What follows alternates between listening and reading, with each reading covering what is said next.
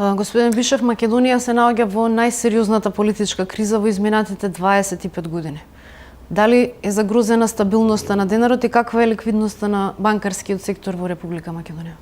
Па добро, политичката криза и економската работење се нераскинливо поврзани едно со други и едните на другите влијаат и политичката нестабилност доведува до тоа да економските субјекти се повише ги напуштаат долгорочните одлуки и почнуваат да се фокусираат на менеджирање од последиците на политичката криза на краток рок и се разбира дека стабилноста на девизниот курс на денарот е едно од сидрата на економската и политичката стабилност за кој што и граѓаните и предпријатијата се доста сензитивни.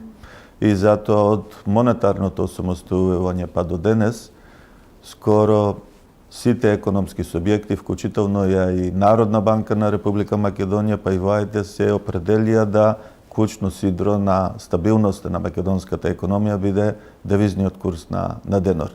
И од тој аспект, значи, наблюдувано од 95 година па до денес, истиот е стабилен и постои цврста определба да тој остане сидро кој што ги усидрува сите нестабилности кои што произлегуваат, било од политичка природа, било од економска природа. И тоа се манифестира на дневна основа на девизниот пазар.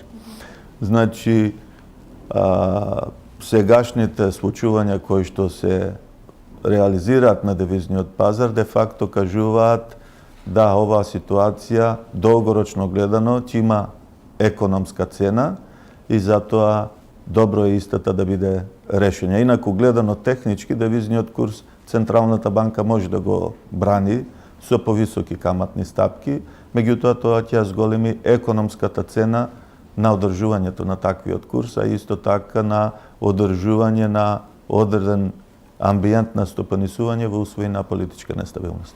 Прво, која ќе биде долгорочната цена од оваа политичка криза и второ, како тоа ќе се одрази сега тековно во работењето на банките? Значи, дали штедењето сега ќе биде поисплатливо да биде во денари, да биде во евра, дали ќе се зголемуваат каматите на депозитите и на штедењето или каматите на кредитите? Значи, во изминатиот период, кога имаше вишок на девизи на девизниот пазар, ние и бевме сведоци на намалување на каматните стапки.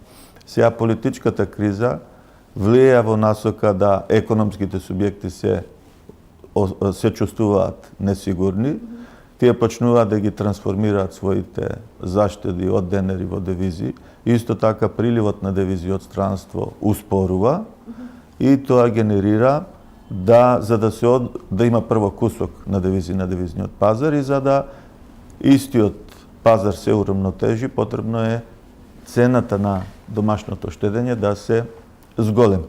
И тоа е еден вид автоматски механизам за регулирање на понудата по барувачката на девизи и стабилноста на девизниот пазар.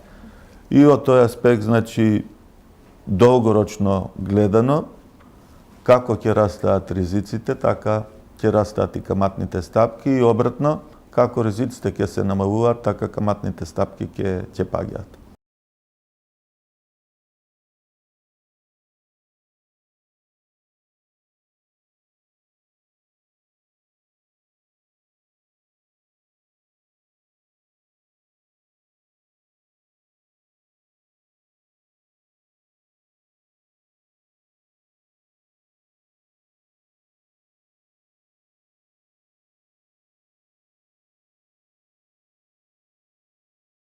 Вие за да инвестирате треба да имате временски хоризонт од 5 до 10 години во кој што вашата инвестиција ќе се исплати.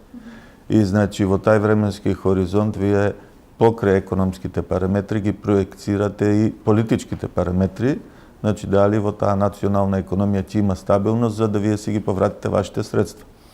И во услови било на економска, било на политичка нестабилност, економските субјекти се фокусираат на краток рок.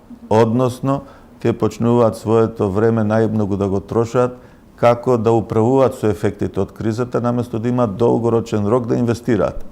И од тој аспект, значи, веќе се чувствува вознемиреност, како кај домашните компании, така и кај нашите матични компании, што се случува во Република Македонија, дали ризиците ќе растат или пак тоа ќе биде само краткорочна епизода. И од тој аспект, ја мислам дека во овој момент економските субјекти се во еден вид во исчекување, што ќе биде следниот чекор. Во ваква ситуација нормално е увозот да стагнира, тоа се основни економски параметри, а извозот не зависи баш многу од кризата. Тој веројатно може и во одреден степен да биде зголемен.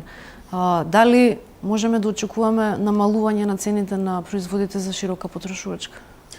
Значи, во услови на зголемување на каматните стапки, вие де факто ја намалувате домашната потрошувачка и тога вие стварате дефлаторни притисоци во националната економија во период кога и веќе ради ниските цени на суровините на меѓународните пазари, Република Македонија во првите 4 месеци имаше благ пат на цените од минус 0,3%.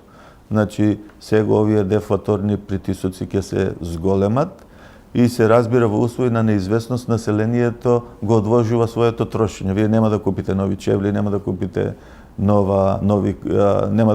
нова облека и од тој аспект, значи, тоа исто така негативно ќе влие на побарувачката за домашните производи. Дали ќе имаме зголемување или намалување на кредитирањето со оглед на актуелната состојба? Па, без оглед дали ова ќе биде од краток карактер или од долгорочен карактер, значи веќе нервозата се чувствува. И од тој аспект, доколку имаме едно оптимистичко сценарио дека на одреден начин политичката криза почне да се решава и на дневна основа тоа решавање зема замав, најверојатно, значи, кредитната активност на банките и на компаниите, побарувачката за кредити, која сега успорува, може да се обнови на ниво како што беше до пред месец дена.